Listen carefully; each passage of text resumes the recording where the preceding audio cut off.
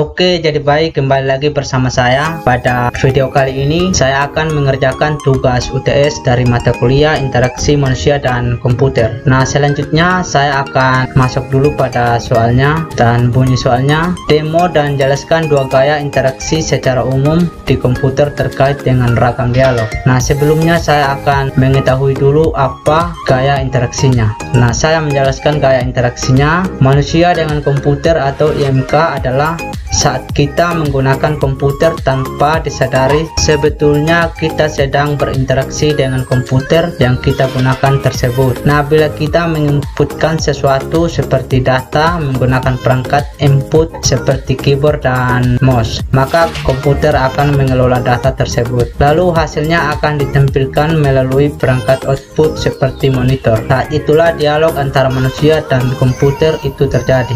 Nah, seperti tampilan ini akan menginputkan beberapa kata di dalam bor. Jika saya menginputkan dengan nama motor,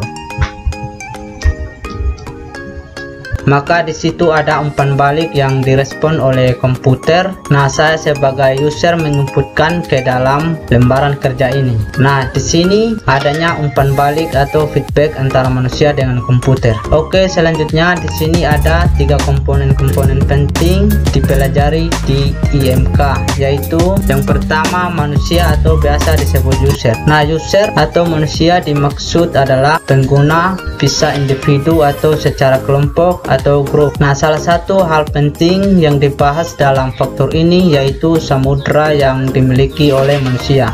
Nah, selanjutnya komputer. Komputer yang dimaksud di sini yaitu semua teknologi baik dari PC, laptop, dan lain-lain. Contohnya, jika kita membahas desain aplikasi, maka aplikasi tersebut merupakan bagian komputer dalam interaksi manusia dan komputer. Nah, komponen yang berikut yaitu interaksi atau hubungan timbal balik antara manusia dan komputer bisa berjalan dengan lancar. Pada kesempatan kali ini saya akan membahas tentang gaya interaksi. Yang pertama, menu. Nah, menu ini menggunakan dengan satu cara untuk memberitahu user mengenai interaksi-interaksi yang dapat dieksekusi oleh aplikasi. Nah, untuk mendapatkan data dari user digunakan from fill-in. Nah, sementara itu respon yang diberikan atau feedback yang diberikan kepada user itu dalam bentuk dialog box. Dialog boxnya seperti ini. Ini adalah menu-menu yang ada pada Windows 10. Nah, tujuan dari menu adalah untuk membuat pengelompokan pekerjaan dari user dalam suatu sistem yang masuk akal, komprehensif, mudah diingat, dan mudah digunakan. Nah, ada beberapa jenis-jenis menu, yaitu ada single menu, sikus menu, tree structure menu, dan assembly network menu. Nah, selanjutnya saya akan menjelaskan cara interaksi yang kedua, yaitu command line interface. Command line interface adalah tipe antarmuka di mana user berinteraksi selanjutnya dengan sistem informasi melalui teks terminal. Selanjutnya pengguna untuk menjalankan perintah dan program di sistem informasi tersebut. Nah, dengan cara memetikkan perintah di tiap baris-baris tertentu, salah satu MS-DOS yaitu command prompt. Nah, command prompt ini adalah menjema baris perintah dari sistem operasi di Windows yang menerima perintah atau input dari pengguna dan menerjemahkannya ke dalam bahasa mesin. Nah, untuk membuka CMD-nya kita klik icon Windows plus R, kemudian OK, lalu kita ketik CMD, lalu kita enter. Nah, itu adalah salah satu bentuk interaksi manusia dengan komputer.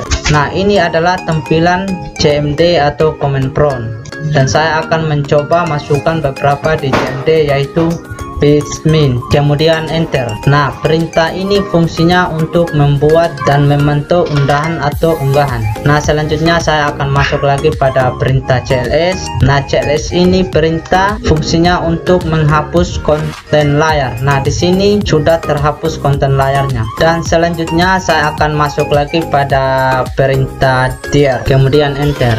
Nah, dir ini perintah fungsinya untuk menampilkan semua folder atau file dalam direktori yang ada saat ini. Dan selanjutnya saya akan masuk lagi pada perintah yang terakhir, share, kemudian enter. Share ini perintahnya fungsi untuk menampilkan teks dan bantuan untuk perintah tertentu. Selanjutnya saya akan masuk pada perintah keluar dari CMD, yaitu dengan kita mengetik exit, kemudian enter. Jadi di sini otomatis kita akan keluar dari CMD. Nah, mungkin itu saja penjelasan dari saya mengenai interaksi manusia dengan komputer. Semoga bermanfaat buat teman-teman semua. Sekian dan terima kasih.